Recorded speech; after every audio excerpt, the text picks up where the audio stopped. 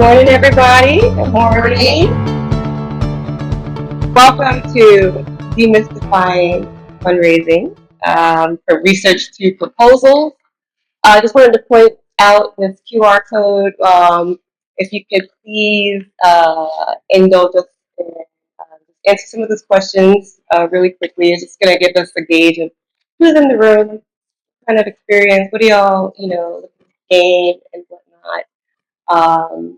And then I'll give everyone maybe just a couple of minutes to do that while I look at the results. So, yeah, I'll give everybody a minute to get that done.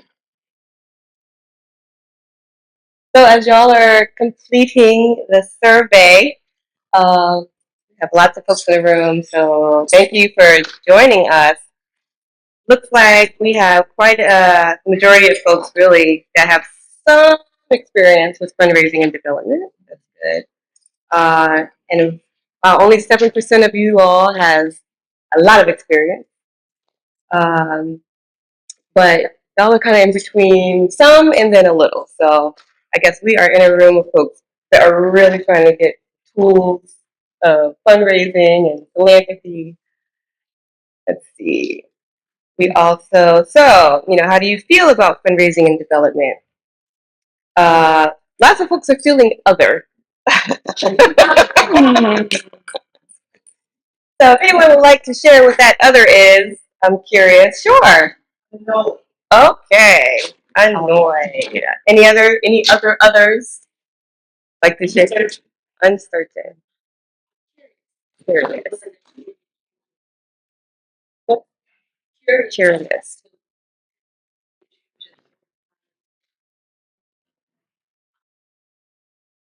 Mhm. Absolutely. Absolutely. We got quite a bit of frustrated. I think I was in that category. Then we asked, what is your experience with funders briefings? All right. So lots of folks are asking, what is that even? What is that? So good to know.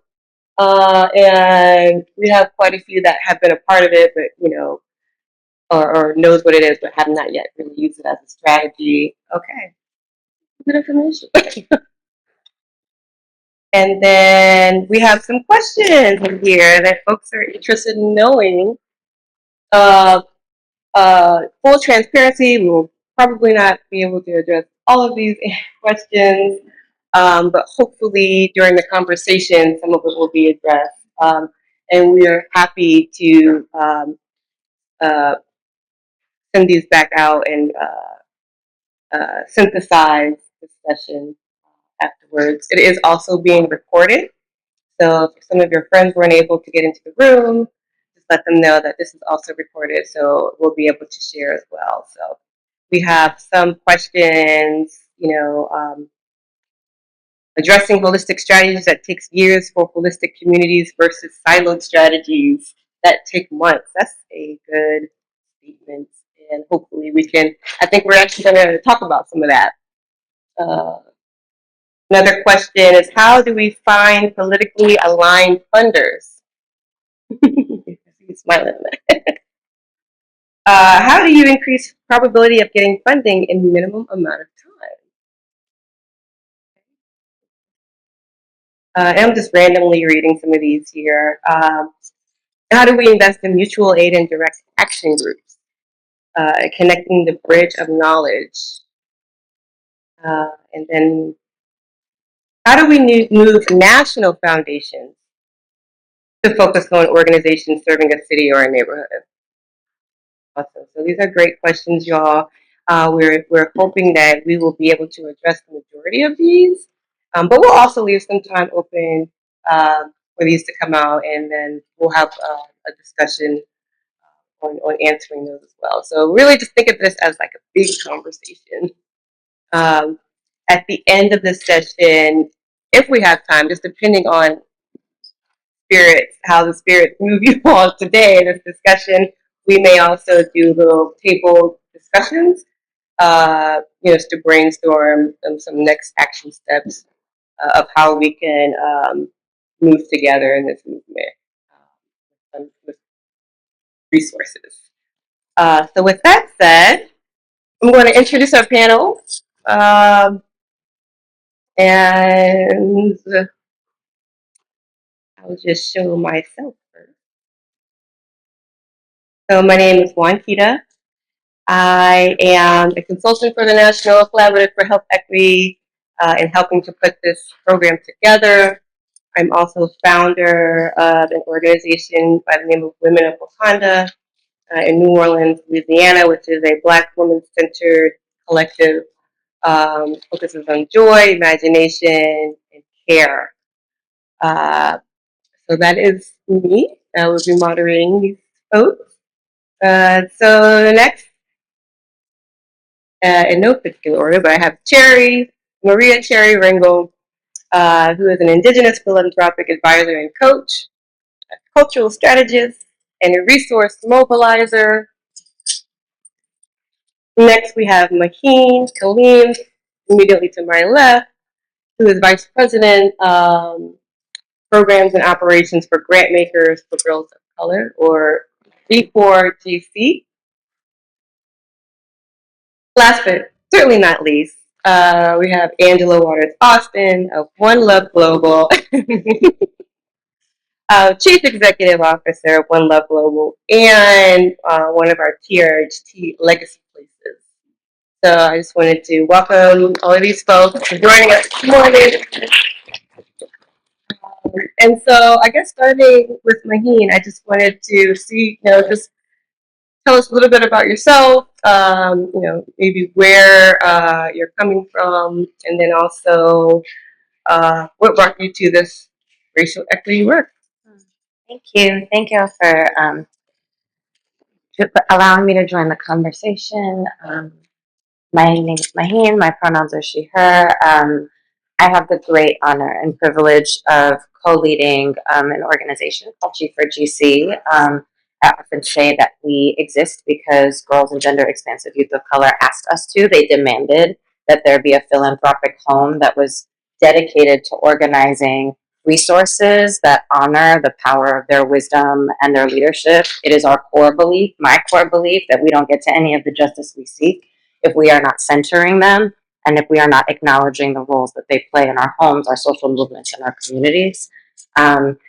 And also, I guess I live in New York. I'm from the Bay. My people are from Pakistan and the South Asian subcontinent, um, various places that were impacted by colonization and war and exploitation. And in terms of what brought me to the work, my people, my ancestors brought me to the work. I'm channeling them a lot these days as I question how we move forward in this particular moment that we are in. But my father actually is probably how I got to the work. My father, when he came to this country, he came to Oklahoma because there were a bunch of Pakistanis in Oklahoma. And he got a job selling Bibles as a Muslim man.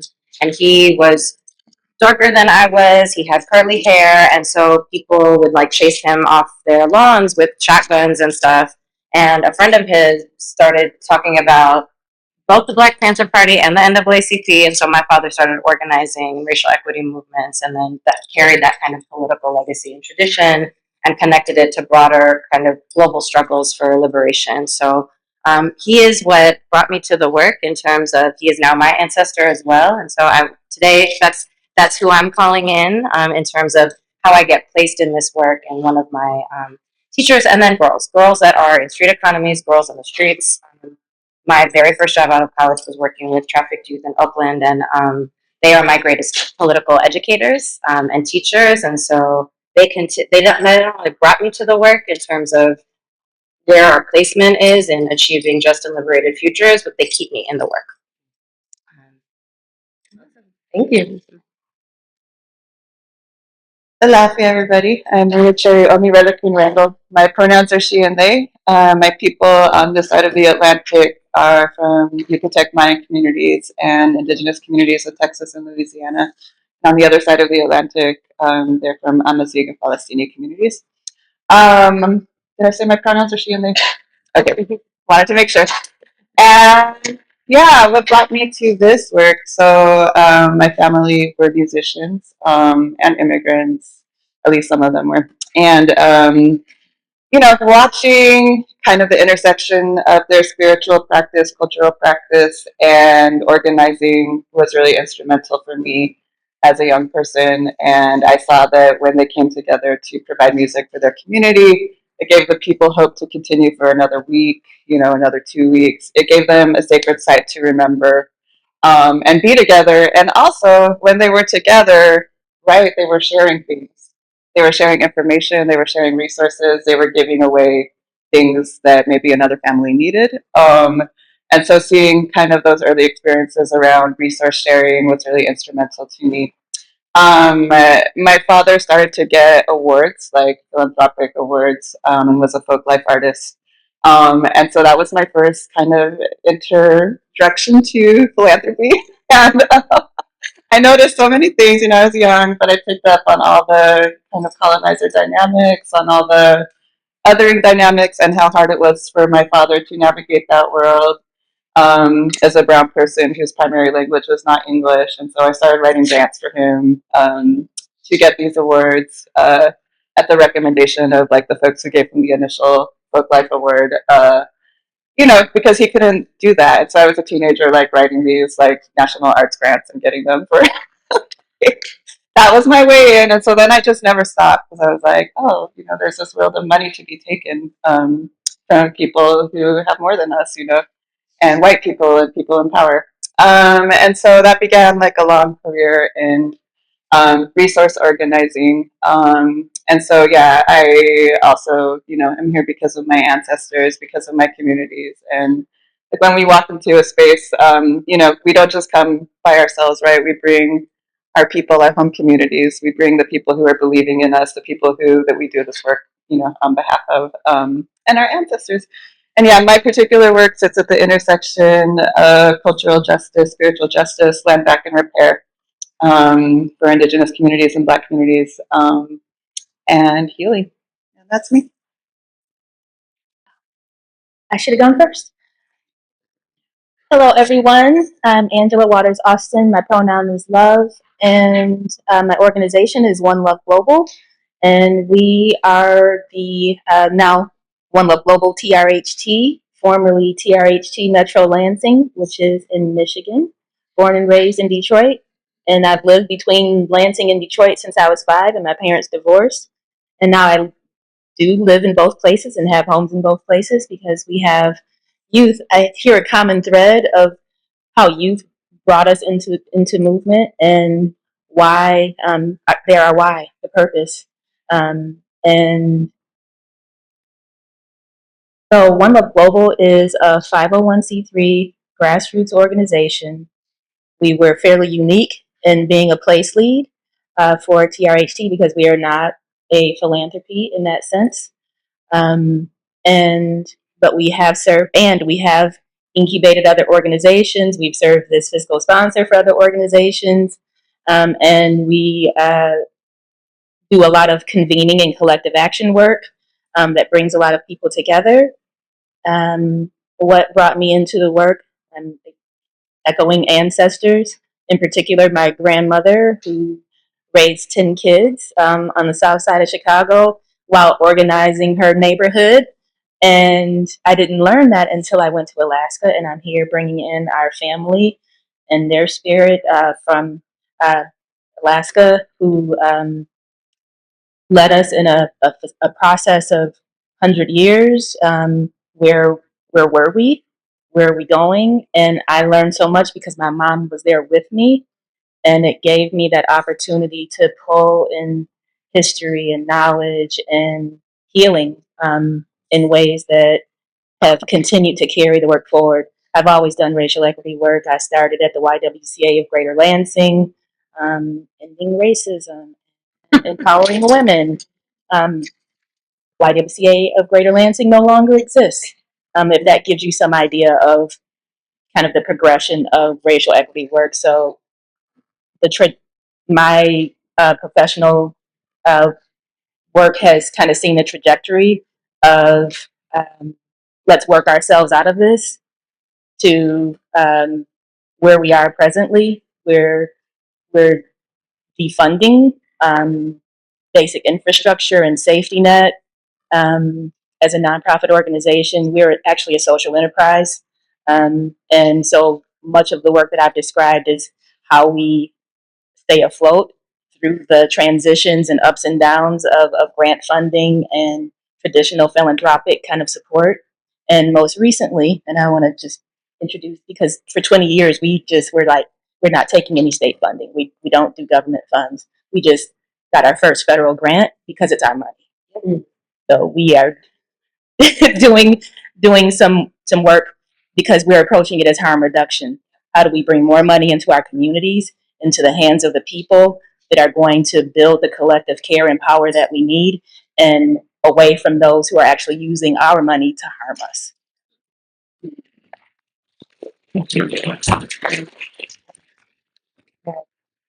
Thank you. And before we move on to like our discussion, I wanted to open it up for Terry, if you would like to, I guess, ground us in a way for this conversation.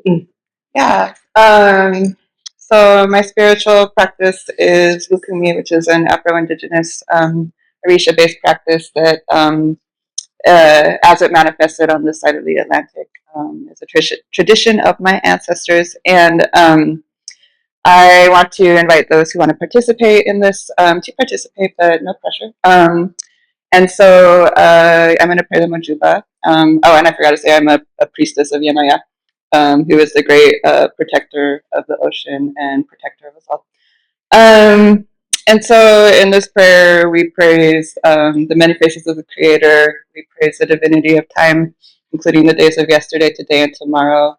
Kind of thinking about that thread between, our ancestors and descendants, and where we locate ourselves in it. And we pray fortification on the living as well as acknowledge our ancestors. And if you would like to participate, normally we have a rattle when we do this, but since we don't have that today, I will ask those who would like to just like go like this to make some noise. We'll go ahead. Omi tutu, ona tutu, ashe tutu, tutu lower tutu le tutu ari kuba bawa. Mojuba le fi mojuba le mojuba le mare. Ah, for me, or coming here to get Oh, Laroon, Elabasatai, Labasinike, Oh, Laroon, Ajay, Laroon, Mojuba Ashera, Mojuba Aquada, Mojuba Aye, Dono, Dono, La. Mojuba Baba, Mojuba Ye, Mojuba Ara, Mojuba Ile, Mojuba Pabuana, Lodara, Olo, Ia Losha, Baba Losha, Mokulabi, Gumbelese, Odo Mare. Around Ibaye Layan, Odun, Yete, Olukun, Ibaye, Six Tegaitan, Ibaye, Ocean Kayode, Ibaye, Oceanway, Ibaye, Ikindi, Ibaye, Myodemi, Ibaye, Odun, Ibaye, Myodemi, Karen Harris, Ibaye, Talare Ocean, Ibaye, Oshabi, Ibaye. Ibaye Layan, Turun, Bobogun, Around, Ori, Ilti, Shomi, Okandani, A. Ibaye Layan, Turun, Bobogun, Around, Ori, Ochopona, Ani, Agantali, Ibaye Layan, Turun, Ori, Raminani, Omi, Relative. Ibaye Layan, Turun, Ori, Ni, Borokale, Ilay. And I'll invite you to speak the names of your ancestors for those who would like to follow it with Ibaye. Catherine. Oh,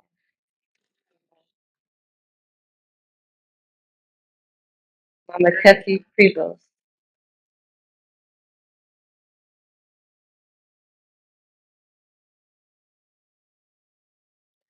Kinkamashe, Okandanye, Kinkamashe, Aganayu, Kinkamashe, Ilarioba, Kinkamashe, Omishade, Kinkamashe, Padasie, Kinkamashe, Aparola, Kinkamashe, Orinde, Kinkamashe, Oribi, Kinkamashe, Orini, Borokale. And the beautiful work that we are positioned to do in this moment. I'm praying prayers for our fortification, for our abundance, for our continued health, for our prosperity. I'm praying abundant protection over your communities, over your organizations. And Kinkamashe Oriadana Minami, Omi Relakun, Kinkamashe Ashide Oluo, Yalosha Babalosha Kale. Thank you, Pastor. Thank you, Terry, for that beautiful grounding and allowing us to call our ancestors into the room, whose shoulders we stand on, um, and are teaching us to be good ancestors as well. So With that said, let's get it going. So the big question is, man, where do we even start? Let's see. Let's talk about what's happening currently, current political landscape, what we have all been seeing as far as racial equity work, funding, and support. And so, and this question is for anyone, who wants to answer first. But what do you feel is the research that we should be doing right now in order to ground ourselves in this new political, not new, but this political situation that we're in?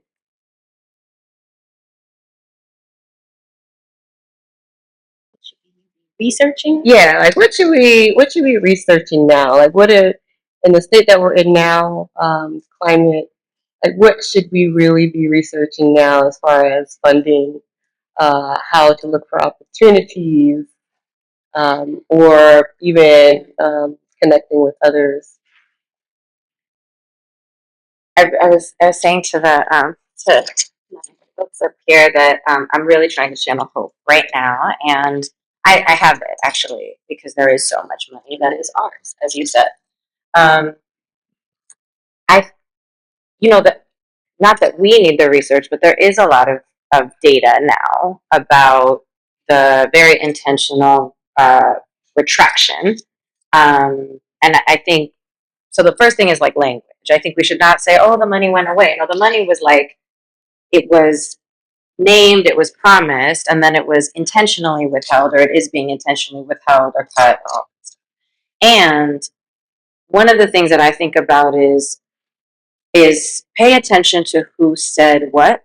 Pay attention to there's ways to see which um, foundations moved to who they moved money, who's still moving money to racial equity work, and also so there's a part of it that's like, oh, they committed this much money, and then there's still all this money that is theoretically left for them to do. But I think one of the things in terms of it's hard for me to answer the question in terms of this political moment because I actually think a lot of the money that exists is not named as racial equity money. If you're working at the intersections of gender, race, and youth, there's no money that explicitly exists for that, except for and if it is, it's a tiny little pot. I come from the kind of funding landscape of gender-based violence work, and I keep telling all those people, stop going to the gender funders. They have less money. Stop going to the people that are saying I'm not saying stop going to people that are saying they're committed to racial equity because they need to be held accountable and that money should be disseminated. But I do think some of the research that can be done it's less about research, it's more about paying attention to who is saying what. So if you are at a convening and there happens to be a funder who says something, uses language that resonates with what you're doing, look them up. I think that's the other thing that I want to stop rambling. But I think the other thing is research people. Research the people in institutions, not the institutions themselves. Because you're in, at least in terms of institutional philanthropy, but even individual donors, it's going to be the people. And that's where I think, because as we were talking about, even though these larger institutions are not necessarily willing to stand in their named commitments to racial equity, there are people inside that are really trying to hold the line, and there are people inside that are finding, as we've been saying at our organization, finding money under couches and inside people's purses. There are people who will try to find money for you, and so I think that's maybe what I would name. I'm sure there's more brilliant ideas up here, but for me, it's going back to our organizing roots and saying, who are the people, and paying attention to, I pay attention to when, we pay attention to when influencers say certain things, right? When there's a president of a foundation that says something, when you happen to see someone at a convening or something, find out who they are and find out where, because those are the levers, I think, that are still going to keep that money moving, even when the institution isn't holding its commitment, or at least we'll know who is. So I don't know. That's one piece of research. I think there are other ways, but if we're specifically talking about this moment, I think it's about figuring out who your champions are, who our champions could be. Yeah. So just doubling down on hope. Yeah, I know when you are in the fundraising trenches, it's very easy to get discouraged. But I just want to fortify hope on all y'all. And remember, I don't need to remind you because you already know how much your communities need you, how much your communities are believing in you. And yeah, some of my sources of hope are thinking about how the best days are ahead of us.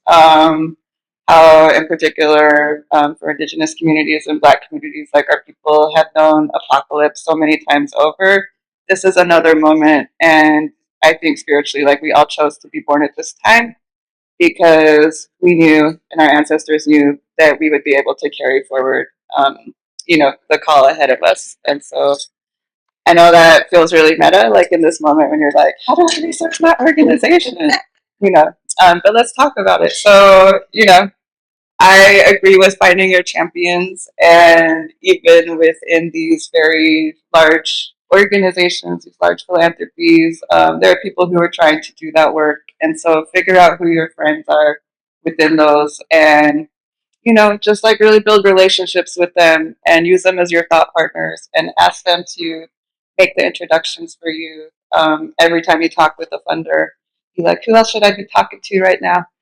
And as you are in the field, seeing your some of your colleagues and peers, like ask them who they're talking to, and if they can make intros. And for me, part of that hope is around having an abundance mindset that there is enough money because there is, and again, like we're on the precipice, or I haven't said this yet, so not again, but we're on the precipice of like the largest generational transfer of wealth, right? And so, and I think that's really important because we are seeing the impacts of the work of a lot of good organizers, right, and a lot of good organizing spaces, and generations that are set to inherit think about moving money in different ways and have a different like cultural mindset than others before. And so I'm really excited to see kind of what the impacts of that transfer are going to be. And in the meantime, yeah, talk to your people, think about this work as you would organizing, because it is organizing work, right? It is organizing to resource a movement, right? It is organizing to get your people what you need. It just happens to be money that we're organizing. And we're also organizing people, right? We're organizing folks to understand our mission, our work, to get them on our side, to be advocates for us. And so for me, when I'm deep in the trenches and trying to get something resourced, I think about that. I think about just like the long lineage of organizers I come from. How many of you have applied for or currently doing work with federal funding?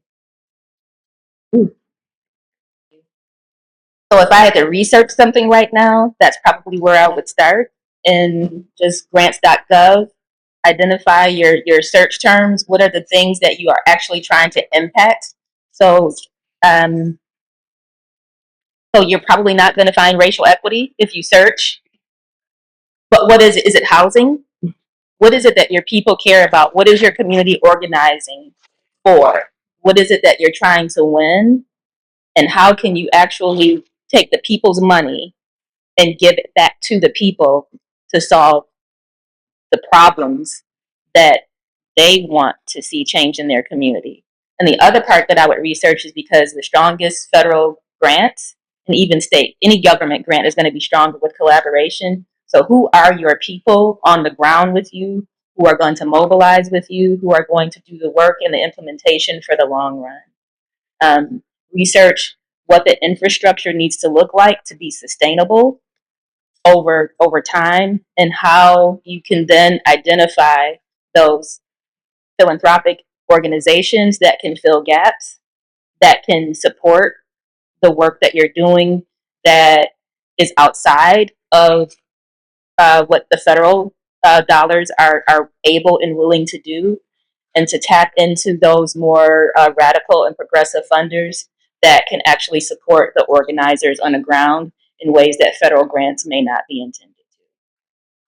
I would also add, I think on a more practical level for folks that are, I mean, for the folks that have been doing this development work for a long time, some of this will be obvious, but for people for whom this is new, I think something really simple, like subscribing to like Nonprofit Quarterly, Chronicle of Philanthropy, not because they give really concrete information, but like if you see, they list 6 foundations. So in the Chronicle of Philanthropy, there'll be an article, it'll quote some people, you'll be like, oh, I didn't know that foundation said that thing. Interesting, let me go find. So honestly, like, that's a lot of the way that I just, I think it is. And then if you have existing funders, and I know we'll talk about tactics, but ask them what conferences they're going to. I know we're going to talk about one thing that I've been doing we're an intermediary, so everything we give, we have to raise.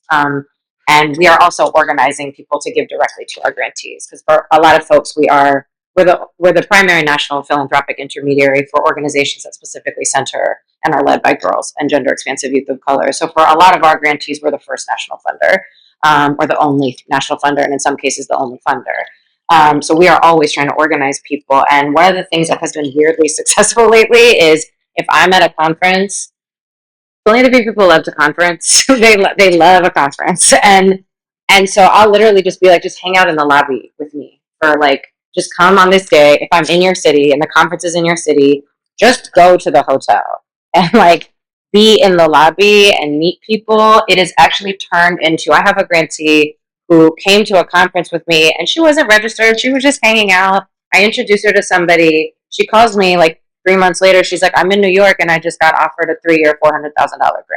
And that was because of a relationship that she built in the lobby of that conference. And so I would say, if you can, and sometimes it's hard to know, and it's not like you all have not enough work to do, but I would say try to find out what the publications and the information that people that have roles in the philanthropic industry have, because that's where you find out who the foundations are that are finding what, and it's going to be more concentrated amounts of information than just Googling or going to Foundation Center, which you can do, because it's listing different foundations that are doing it. Thank you. Yeah. And just to add to that, so I've been a fundraiser for almost 20 years. And I didn't say this in my intro, but I've moved tens of millions to Southern communities, Black and Indigenous and POC communities, and queer and trans communities. I'm really proud of that work because I've helped change like the trajectory of some major foundations. And it's hard work and it's slow work. But what I want to say also is that I, in my experience, have never found Foundation Directory as helpful as talking to the people. And so, like, a big part of my role has just been talking to people, again, your peer organization is like, who are y'all talking to? Who's funding you? Like, what do you see? Your program officers that you have become your funder champions. Same thing. And, where should I be? Where should I be focused on? And really, like, this strategy of hanging out in the conference lobby. Yeah, tried and true, like, do it, like, really.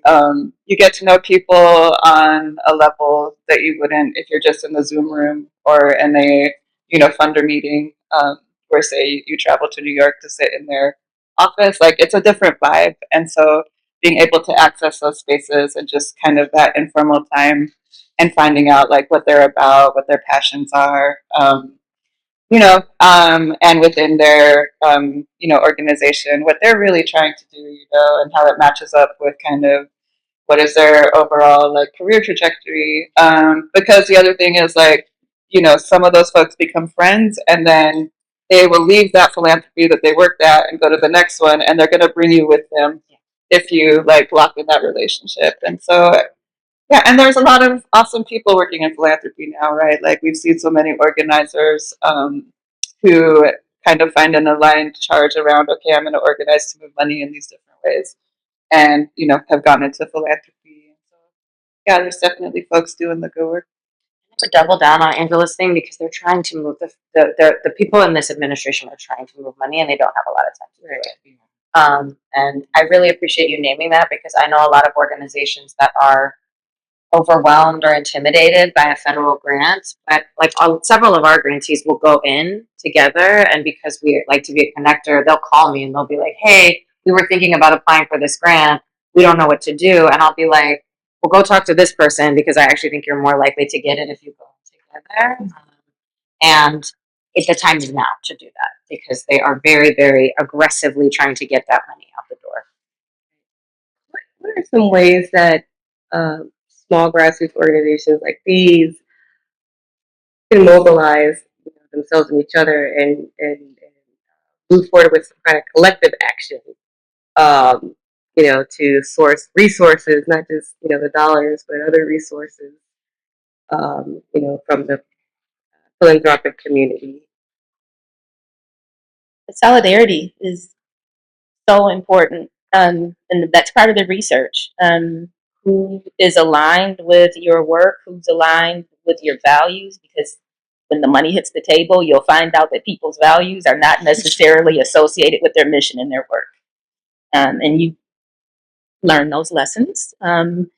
So yes, research your partners, research people who you think you might actually want to enter into a long-term relationship, and make sure you're compatible because you're getting married and they're going to be in your pocket.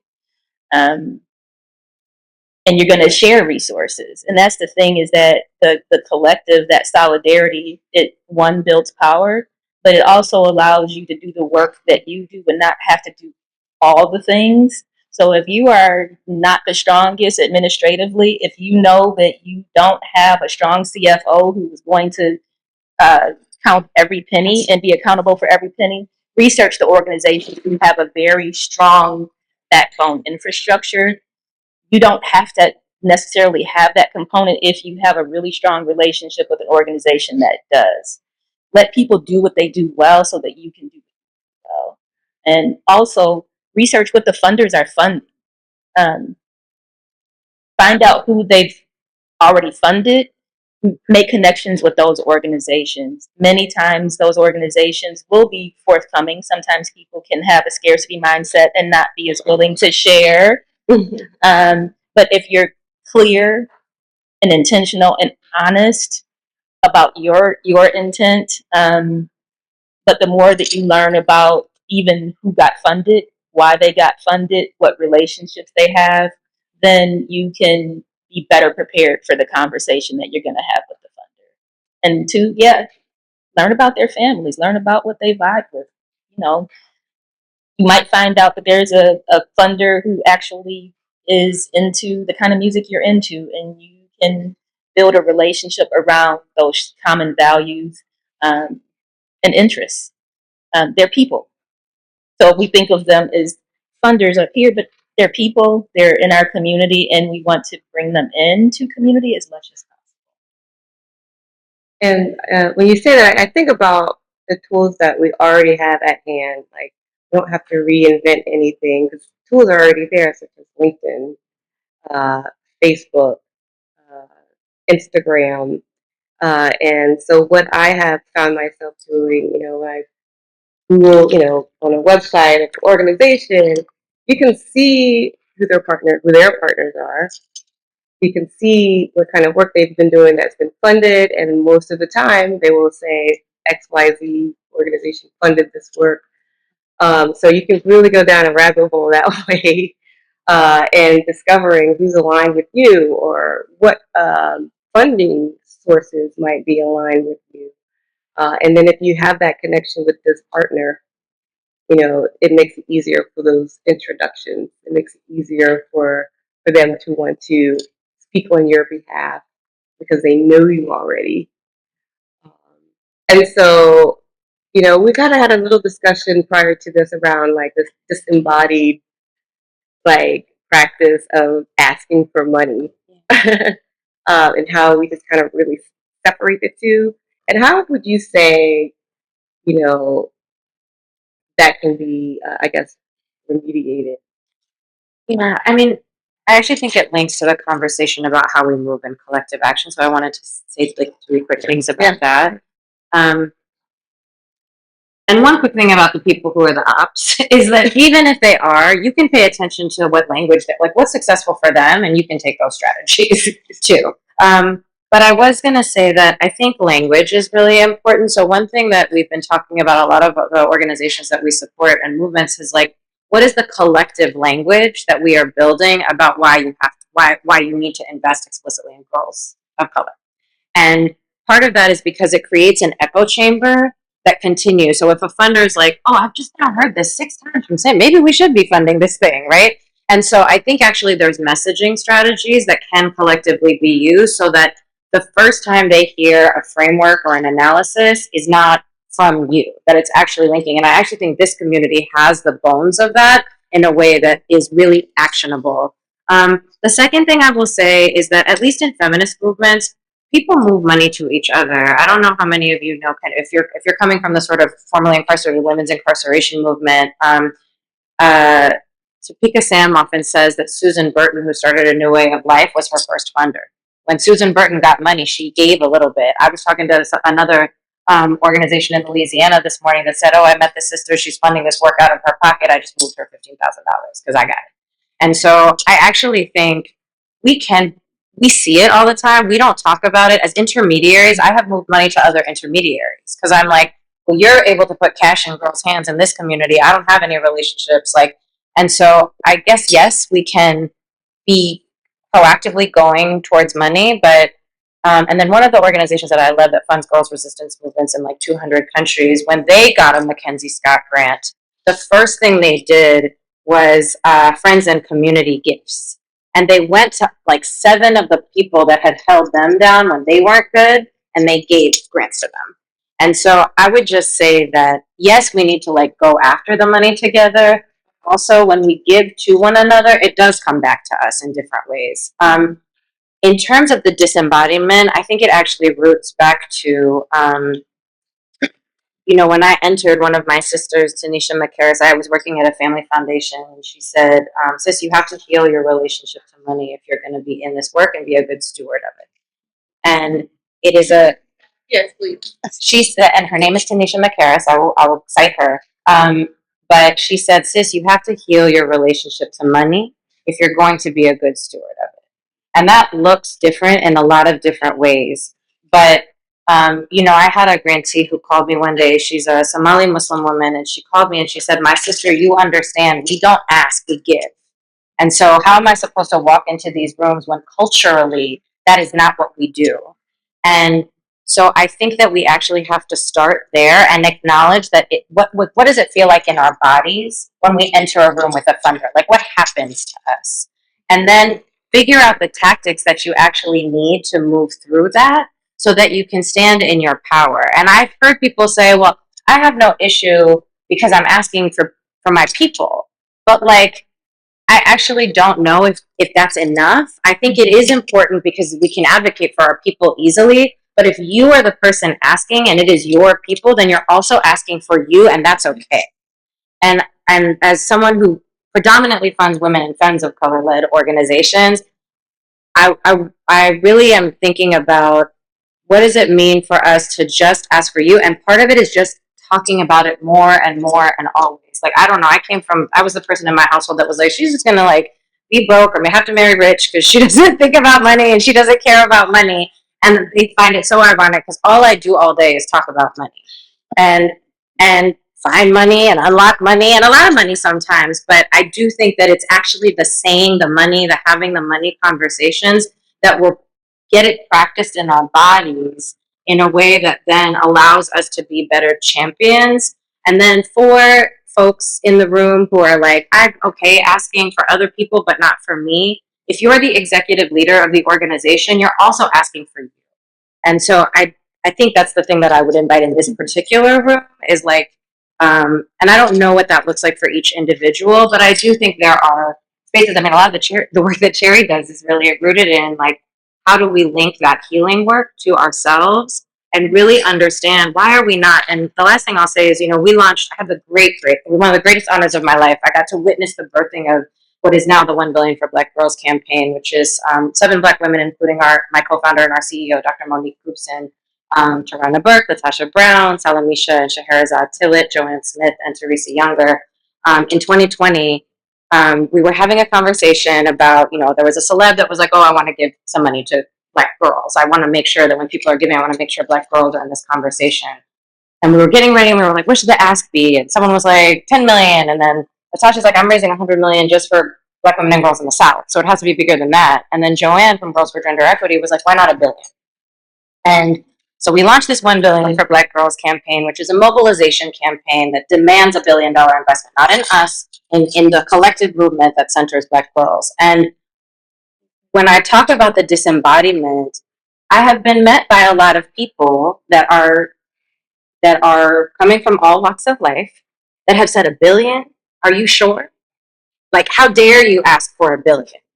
And so it is interesting, and I think it has been an invitation to unpack for people that are not Black. What is the anti-Blackness in you that makes you ask that question? Right. And then for the Black folks, I guess the invitation is, what stories have been told to you, and what are the stories that you're holding that are preventing you from asking for the things that, in our case, like Black girls deserve, but like that you are deserving of. And that's not my place to answer or ask, but I do think it is an invitation to go back to this embodiment.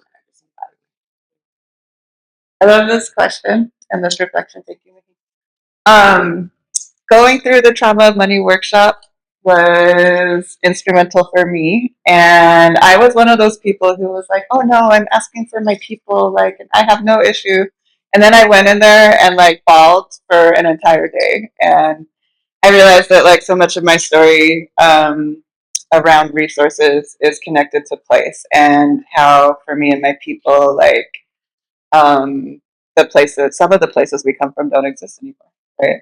Because of the violence of empire, colonization, and the violence that is caused by climate disaster, right? And so, how do you ground yourself and reach full embodiment if the land that once held you and your ancestors is not there anymore? It's not a place that you can access anymore, right? We each have our own story, and that's just, a snippet of mine around wherever that trauma comes from. That is like, I deserve, and for me, that is the thing, like, I deserve. And so, an invitation to you all to think about that question, I deserve, and what it is that you deserve. Because when you can answer that, then you can step into a room with a funder. A person who has more power than you, a person with the ability to move resources, and you can be in your full power. And you can, for me, I don't know what it is like for you, but I feel like this energetic charge that is moving in both directions, in this way and that way. And I feel my ancestors at my back. And, when I walk into a space with a funder, I walk in with that energy, and I am ready to like take what should be mine and my people's from that place, And so I think about that. And then I also think about this thing around moving money in innovative ways, kind of going back to what you were saying, Maheen, and how in Louisiana in particular, like people just have always moved money and resources to each other. And I think that's rooted in so many things. That people were finding ways to share and build in resistance to colonization, enslavement, and empire.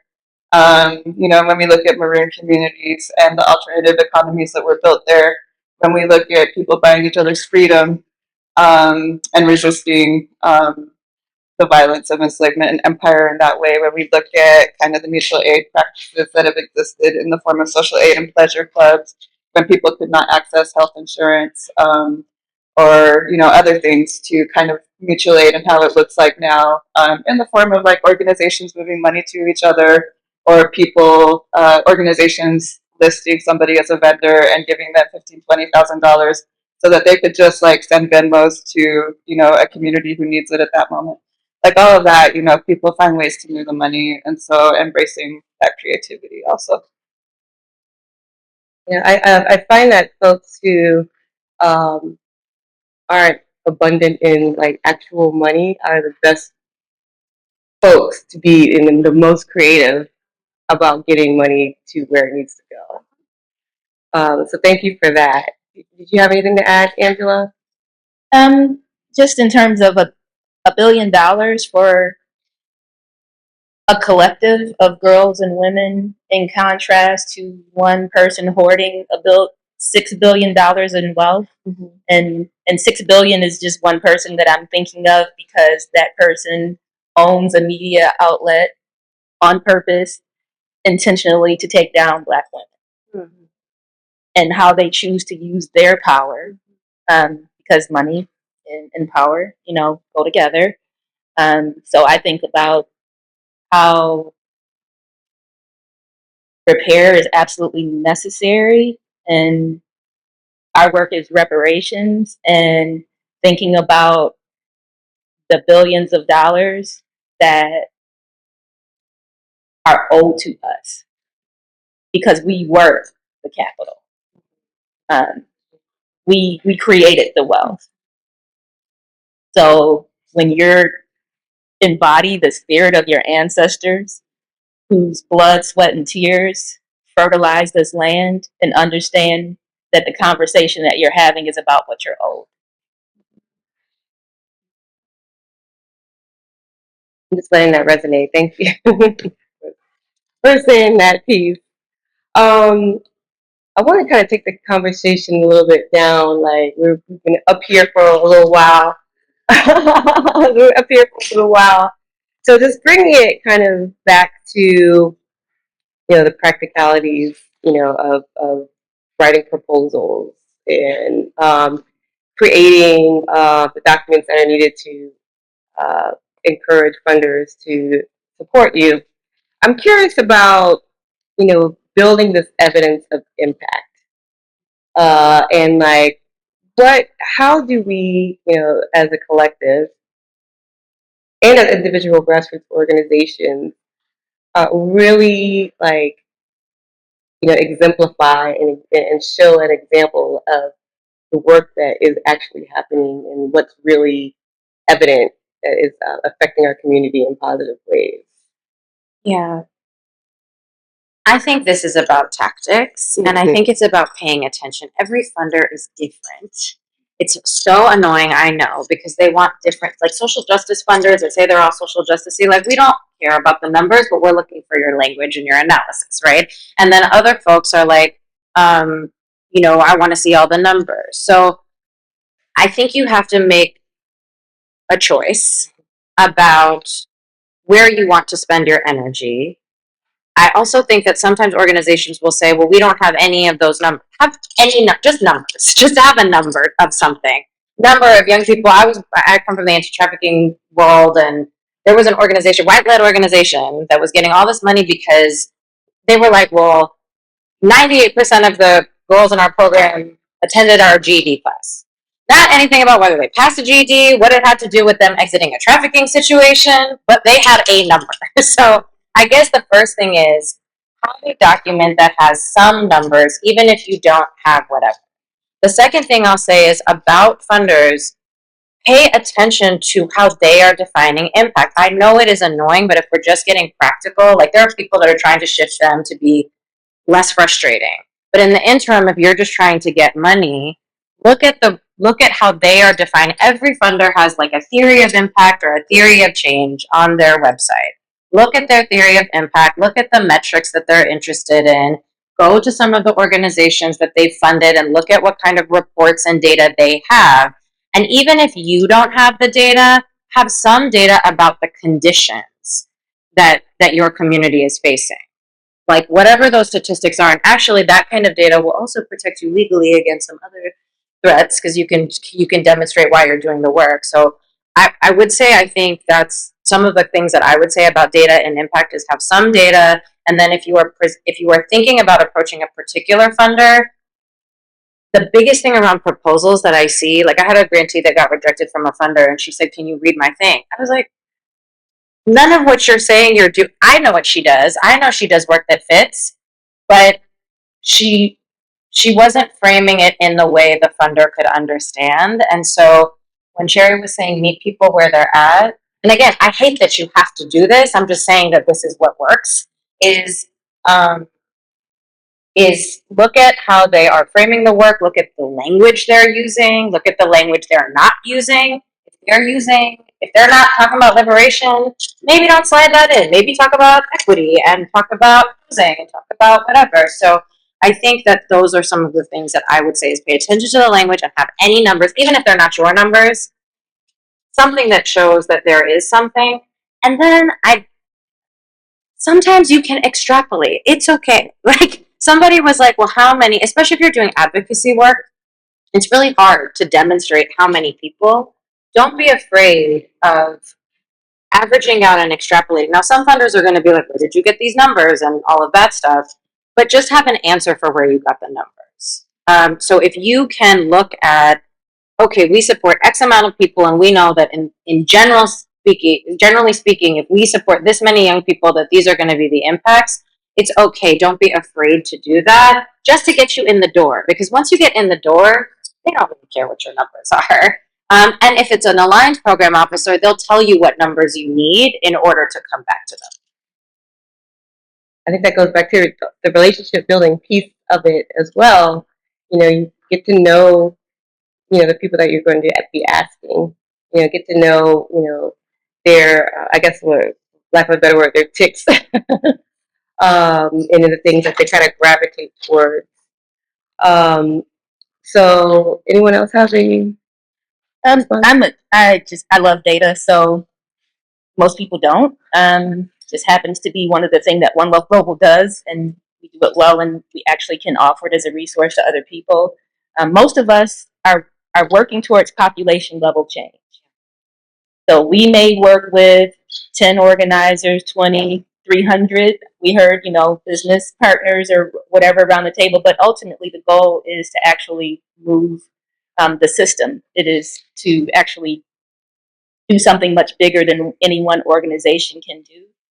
However, you can still take credit for it. So whether it's through media scans, how is the narrative changing? So thinking about the TRHT pillars as a place where you can actually mine some data and actually become the holder of the data around that change. So position yourself as the data expert. So what is actually changing? And I'll just say results-based scorecard is an easy tool to use if you don't actually have the infrastructure and the resources to build a database. Find a tool like results-based scorecard. There's others out there that allow you to actually pull in that population level data and to be able to track the changes over time. And then you can actually associate the work that you do and your collective and your partners and your organizers with those changes. So it actually can, so if the numbers are moving in the wrong way, you can use that data to actually make a very strong case for why your work could actually lead to that population level change. If the data is moving in a good way, claim it. We did these things. People in our community are talking about racial equity that weren't 10 years ago. Like, you, and this is hard for me, and I'm like preaching to the choir. Like, you have to be your own spokesperson. Like, we can't take credit for everything, but you can take credit for your piece of it. We mobilized, we got other people talking about this. As a result of this, there's now 50 organization that is doing this work that wasn't doing it before. And as a result of that, use that population level data to justify your work and why it's worthy of investment. Claim the wins. You're an organizer. I think data in and of itself is a really powerful storytelling tool. But I also think stories interwoven with the data are like the best combination. So for a few different big field level things I've done, like one, the Freedom Maps report, which looked at the intersection of philanthropies, investment in Southern arts and culture as a means, to encourage social justice and change in the U.S. South. we provided a lot of like hard level philanthropic data, like state by state breakdown, like, you know, looking at the data all different kinds of ways. But then we also inserted like testimonies from practitioners on the ground and, you know, folks. And it was really beautiful. And those stories are ultimately what made people remember the work. And then, like, you know, look back at that data and be like, oh, we see that, you know, Mississippi only received whatever, whatever. Um, and so, yeah, just figuring out ways to weave both of those things together, I think is super important.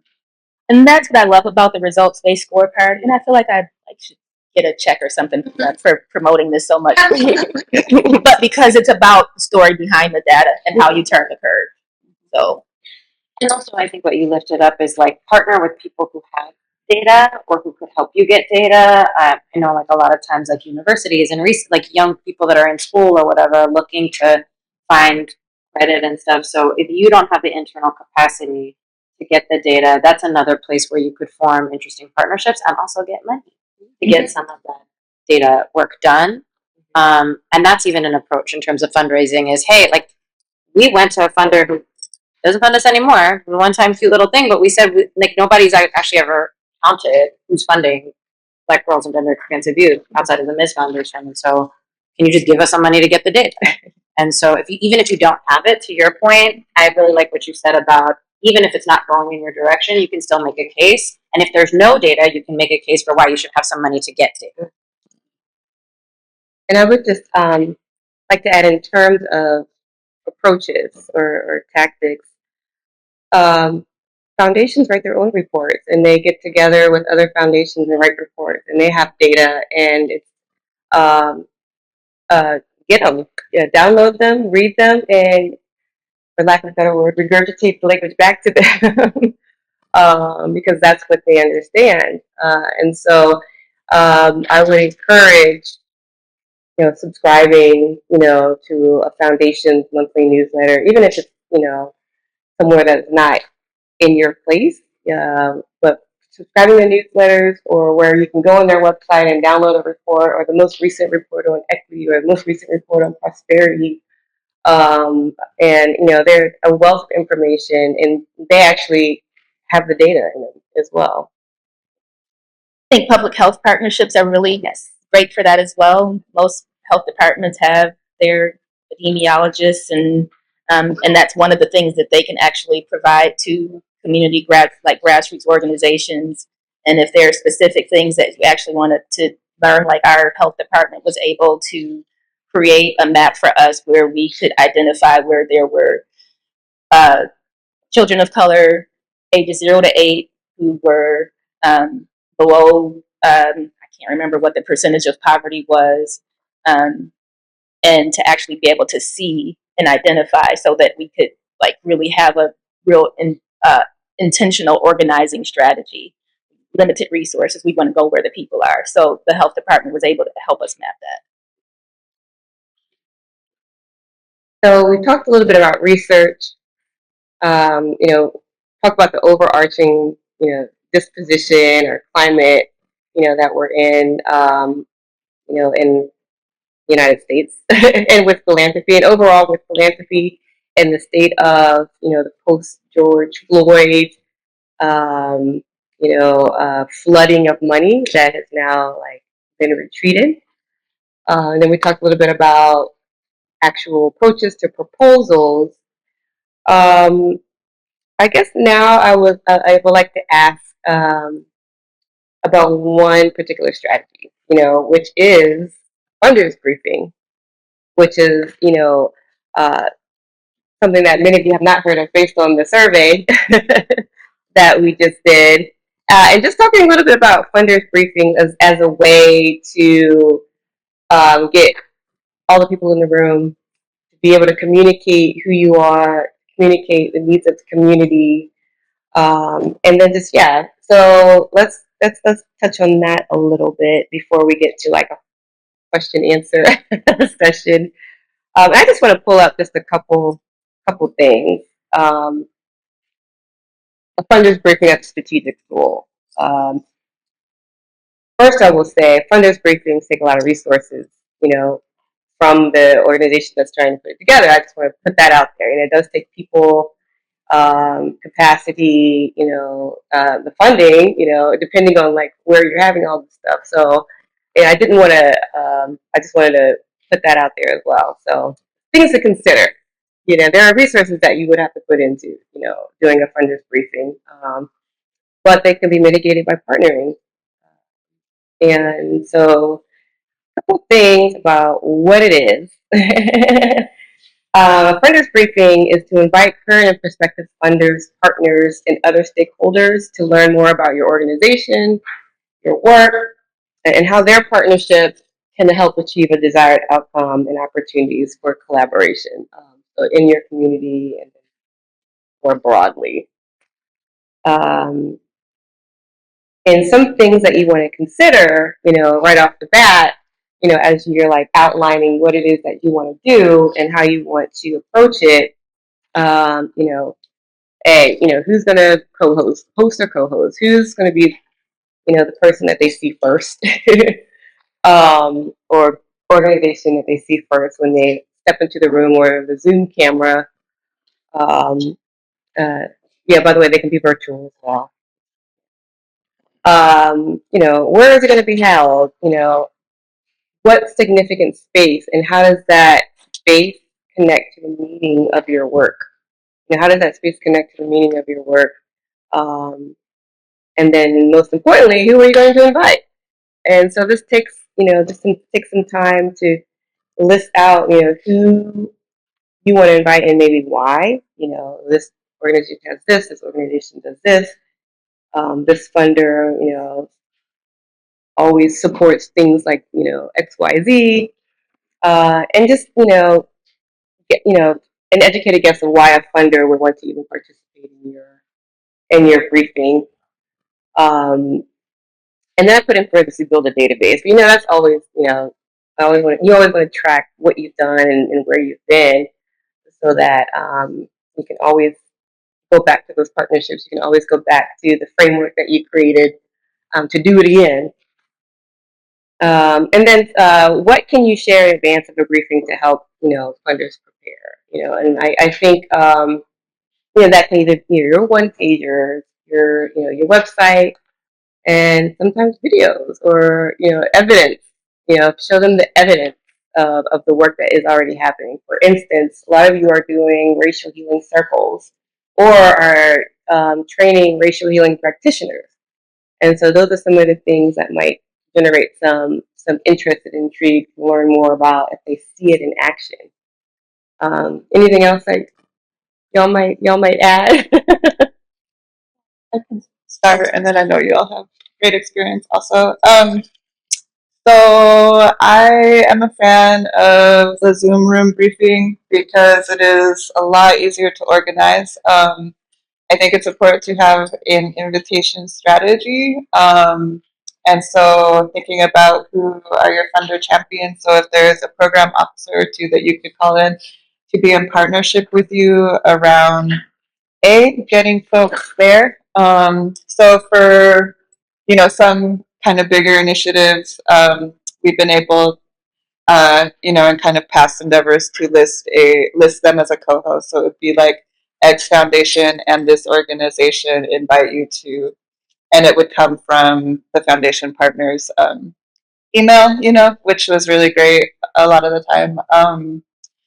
And we would also record them, which I highly advocate you do, because then you can send it out to all of the funders on your email list, no matter who came. And also use those funding partners as plants and be like, in the Zoom room, could you ask these specific questions, and they would, and sometimes they would even offer like, little words of affirmation, like, here's why this is so important. And so just queuing up your people to do those kinds of things. I'm a fan if, there is capacity to get into a rhythm of a semi-regular briefing. And so for some organizations, it might be quarterly. For some folks, it might be twice a year. But whatever fits for kind of your organization. And use it as an opportunity to provide general updates about, or just the general stuff about the organization. Here's who we are. Here's why this work is important. These are kind of the updates on like the 3 or 4 big objectives that we're working on this year. And then because I like to think about kind of the ask or closing the deal as a longer, kind of timeline and arc. And yes, you can definitely make an ask in the briefing, like we need to raise this much by this date. We're looking for, X number of commitments. Or you could say these are our top 3 needs. Like this is what we need resourced in order to carry out this work. And then do follow up after that, which is like my preferred way of doing things. Because if you're able to get your funder champion to be in on those asks with you and that follow up, that's highly effective. Sometimes they can't because of like parameters, that their own bosses put on them. So that's okay. But these are things that I've found really great. And when I send out the recording, I also like to send a video, and I like to provide a written update. It's kind of like in a pretty document, and I love Canva for that. And I'm sure folks like no other tools that people are using to make pretty things that are just like, this is what's going on, this is what we're excited about, and yeah, I found that to be highly effective. Well, my first experience with actually being a part of a funders briefing was with Dr. Christopher for TRHT, and I was invited to give, just tell our story to funders in a way that they can connect with it in a local context, and I think that's also important too for people to actually see the work. Because we can talk about it, but if there are ways to bring the work into the space, whether it's virtual or in person, I think that's really important for people to actually hear from people who are directly impacted and who will ultimately be doing the work or benefit from the work. Those stories are really important. So we are actually, so our TRHT, we wrote in our 5-year plan that we were going to hold a philanthropic summit. And in my mind, that meant all these funders coming from across the country to Michigan, and they were going to just listen all day and strategize. And we would come away 3 days later with a plan that we were all going to do together, because I'm hopeful and faithful. And what it actually manifested in is an invitation to submit a workshop proposal to the Council of Michigan Foundations. So TRHT Michigan is actually 4 cities that had one funder, and the Council of Michigan Foundations, grantee, agreed to be the grantee for our 4 Michigan sites. And then they re-granted to our 4 sites, just for a little context. But why is Council of Michigan Foundations important? Kellogg is a part of Michigan Foundations that initially funded TRHT, the Kresge Foundation, the Mott Foundation. You may have heard of some of these funders. They just happen to live in Michigan. As well as some of the ops money. Michigan is the source of a lot of the ills that are happening, especially around education. The move to defund public education is coming out of Michigan. So there's lots of stuff happening in Michigan and why we should care about Michigan. But in terms of this conference, so this is a conference, I think it's the 52nd. Is that Scott? So this is not new. What is new is the opportunity to actually center equity in this conversation amongst funders. So this is all funders who will be at this space. We submitted a workshop proposal, and we actually got accepted to do a 4-hour immersion, and it's called TRHT, the Imperative of Racial Equity. And this is an opportunity for us to not actually have to get this place to do all the invitations. So we will do some invitations because we want to make sure that people are coming to that session. and also people from across the country who might not see Council of Michigan Foundation's conference as something that they need to be at. We want to give them a compelling reason for them to be there, and it's us and our collective work. So how are we imagining what those 4 hours look like in a way that we come away so that when we come back here next year, there's a funders collective as well? How are we building a community of practice with funders to actually move with us so that we're doing less of the cold calling, but we're actually helping them build their capacity to do their work, because they can't achieve the outcomes, whatever it is that they are initiating or they think is important. It can't happen without us. We are the people that actually get the work done. So how do we actually help them achieve their goals? And they invest in us to actually help them get there. So that's the conversation that we want to have over 4 hours. Experience the racial healing circle, get their hearts in the right place so that we can move to the head work. And we want to leave out of that room with people who are just like, this is where I need to be. These are my people. They can help us continue to do this work, because there's a lot of tension, a lot of fear. Folks are being sued. So how do we move this work in a way that actually creates collective safety for all of us? How can we and the community and the people that we care about and serve actually give courage and power to funders to stay in it? And so we want to embrace them in this 4 hours. And our follow-up is, how do we continue to move this work together? Because many of the funders that will be there were a part of CMF. So Council of Michigan Foundations had to make a commitment for the work that they were going to do with their people. So Council of Michigan Foundations worked with these foundations for 5 years. We don't know yet the extent of the work, but this is an opportunity for us to hear from them. So part of our purpose for being in the room is to actually hear from funders and what their work has been like, what their experience has been, where they need more, and how we as a collective community can help them get there.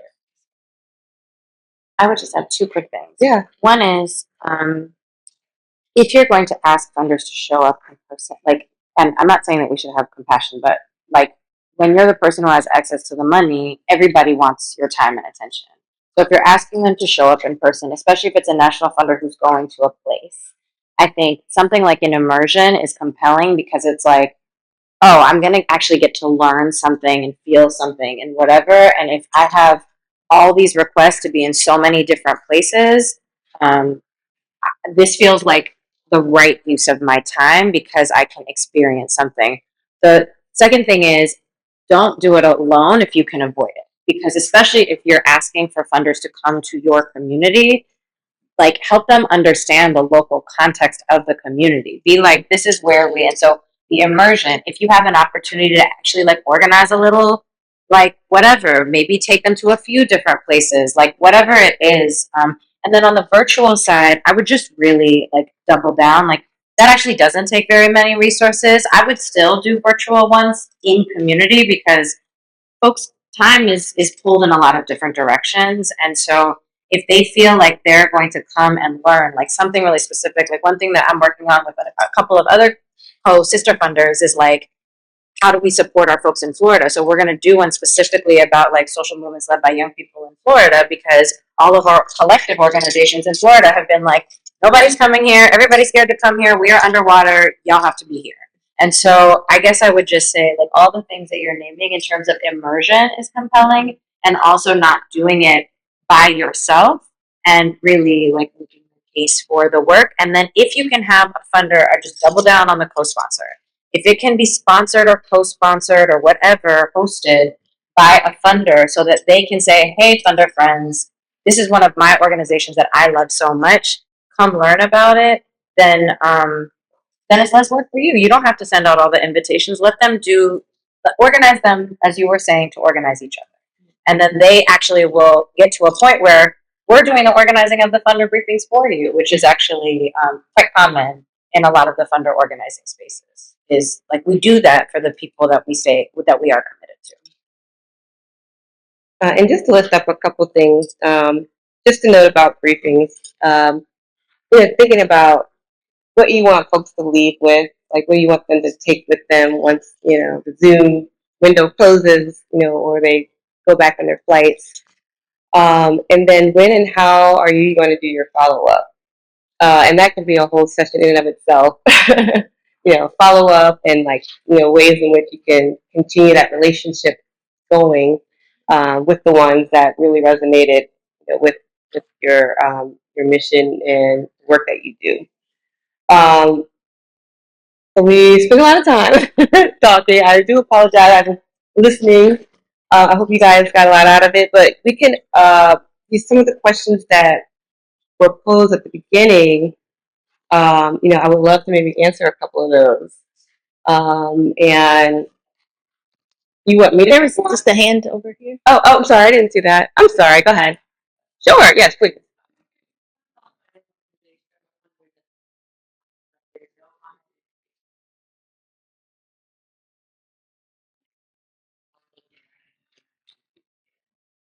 Yeah, ask around.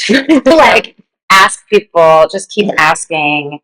Like, that's where it's the hit up someone who might be funded, but do you know somebody?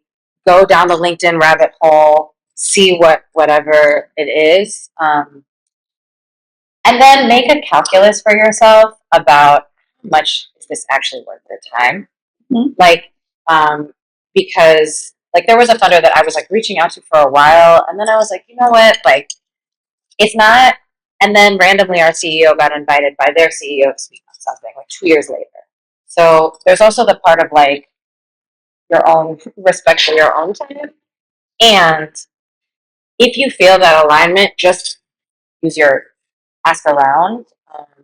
And ask other funders, if you have a connection to another funder that might not be aligned, just be like, hey, do you know anybody who knows this person? It's like when you find somebody you like. You're just let me just ask them. Yeah, and I would I had my 3 foundations, for example, that I was always trying to reach, and literally every funder meeting that I would go to, I'd be like, "Oh, hey, this was such a great meeting. Thank you. Do you happen to know anybody who works here? I'm trying to reach these folks." And that worked, and looking at their grantee list, seeing who I knew, and all the deep dive stuff. Okay, well, we got questions. All right. I saw Anika's hand go up first.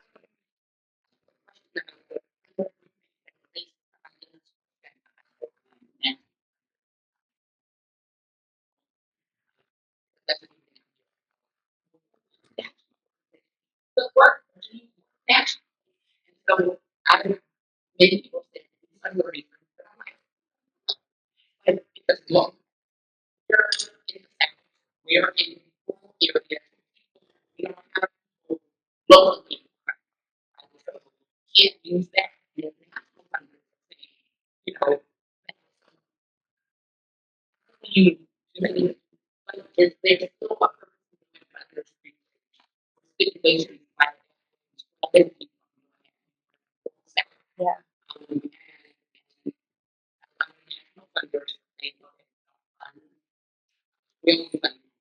Yeah.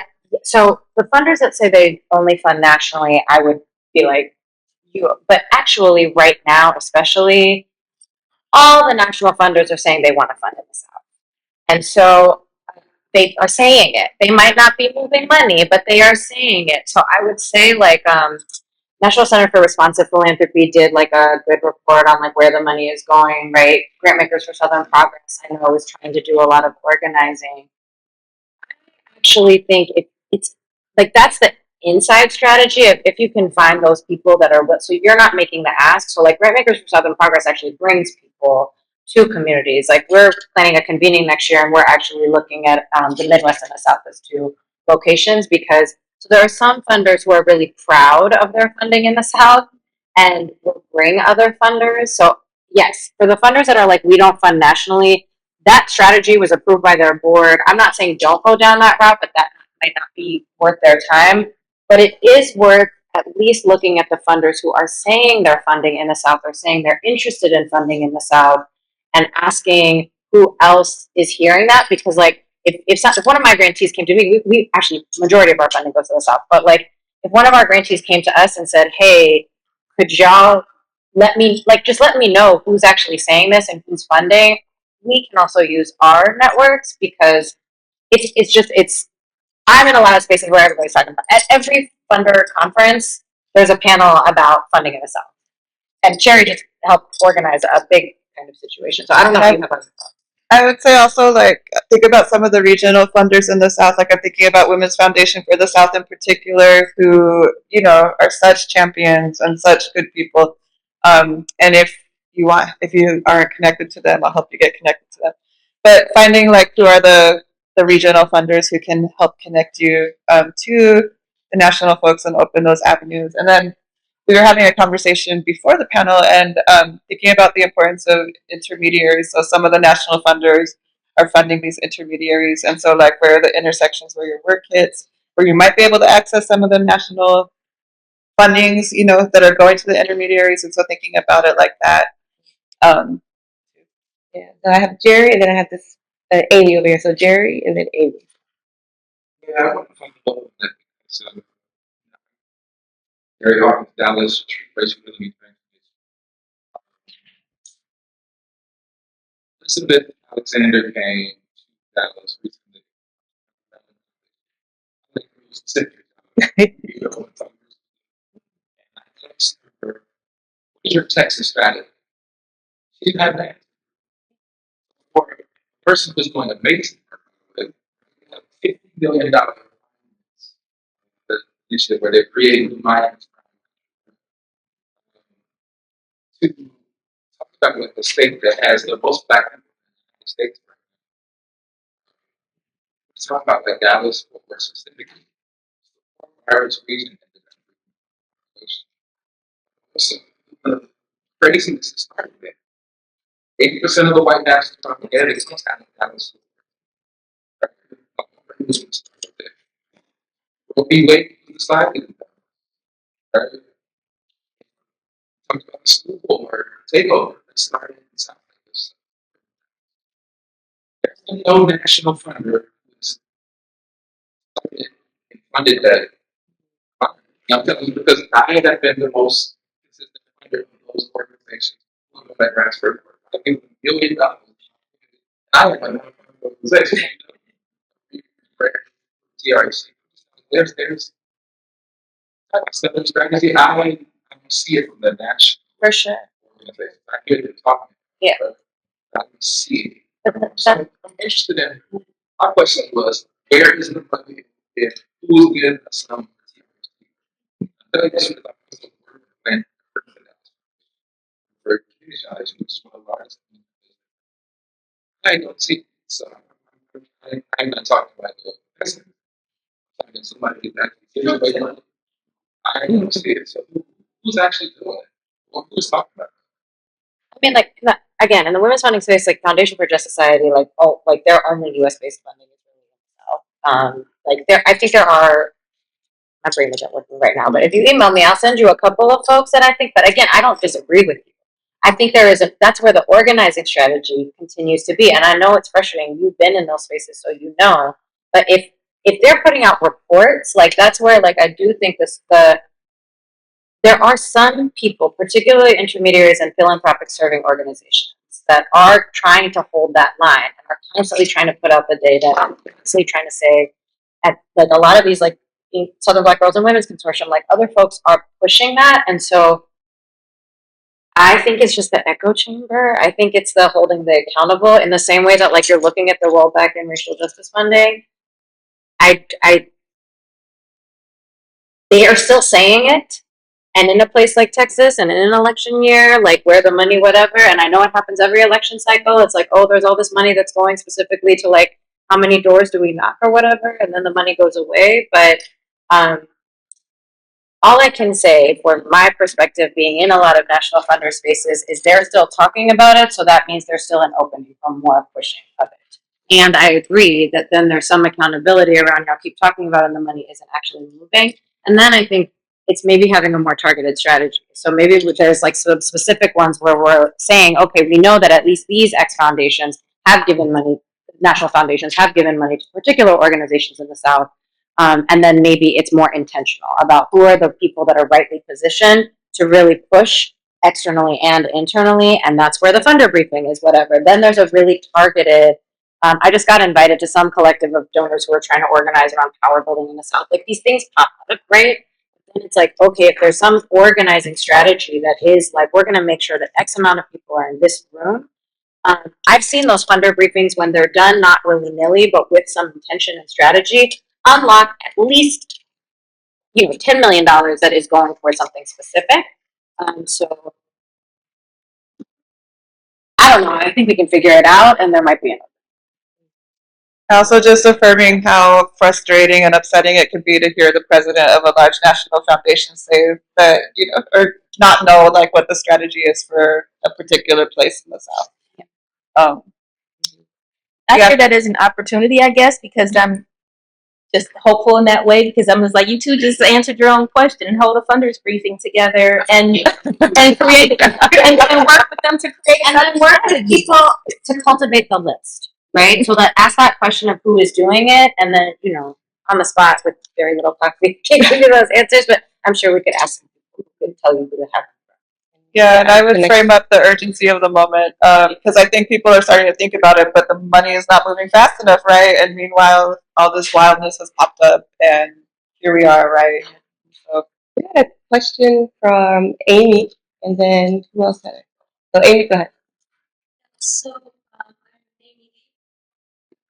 So, I utilize my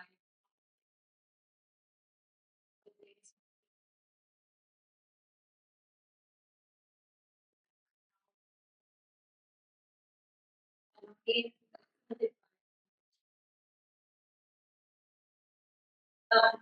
curious.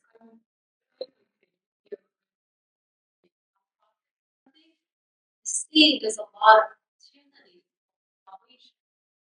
But just I was invited to write the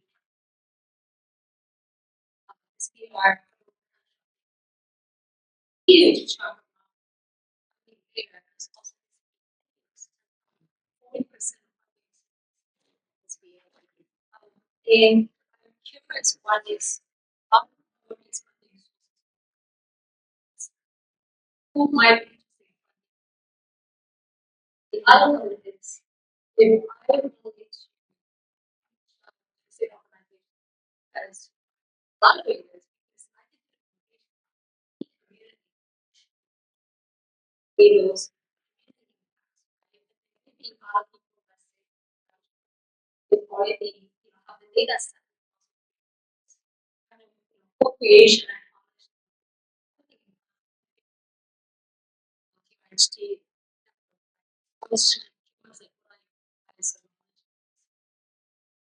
So who's funding innovation? I mean, I think there are people that are saying they're funding innovation. I actually think for you in particular, corporate strategy is actually probably like not a bad idea in terms of like, these big companies that have a foundation attached to them or a charitable arm because they like innovation projects. The other thing that because we're launching a VC with girls, and a VC fund with girls, and it's been interesting to compare the philanthropic fundraising space to the VC fundraising space. The numbers are actually the same when it comes to women and girls. It's less than 2% of philanthropic giving, and it's less than 2% on the VC side. So sorry, venture capital funding. And so I think what I was going to say though is I think some of those corporate partnerships can unlock other philanthropic partnerships because you're funding something that is about entrepreneurship and about innovation, and so I might start there. That won't work for some of the organizations that are doing more movement building, but it might work for some organizations that are more focused on innovation. And then if you can find those people, it's actually they can be big champions. Their initial grants are not always that large, but they can then connect you to employee match programs. They can organize, they can bring in other people in their industries to fund you, and you can use funder briefings for that too. So in your particular case, I actually think going to the corporate foundations might be successful in a way that other people are it might be harder for them. We're a little bit over, but if anyone has other questions, like before you get to lunch, that's Yeah. thank you.